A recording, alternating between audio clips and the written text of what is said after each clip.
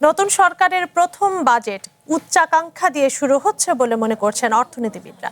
সকালে রাজধানীর একটি হোটেলের রাজনৈতিক প্রতিশ্রুতি ও নাগরিক প্রত্যাশা নিয়ে প্রাক বাজেট আলোচনায় এমন মন্তব্য করেন তারা। এ সময় এসডিজি বাস্তবায়ন নিয়েও শঙ্কা জানান তারা। অনুষ্ঠানে মূল প্রবন্ধ উপস্থাপনে বলা হয়, আসছে বাজেটে ঘাটতি হতে পারে 1,16,000 কোটি টাকার। আর এই ঘাটতি মেটাতে এবছর আরও নির্ভরতা বাড়ছে বিদেশি ঋণে। গবেষকরা বলছেন, বাজেটে 6,95,000 কোটি টাকা রাজস্ব আহরণের লক্ষ্য বাস্তবসম্মত নয়।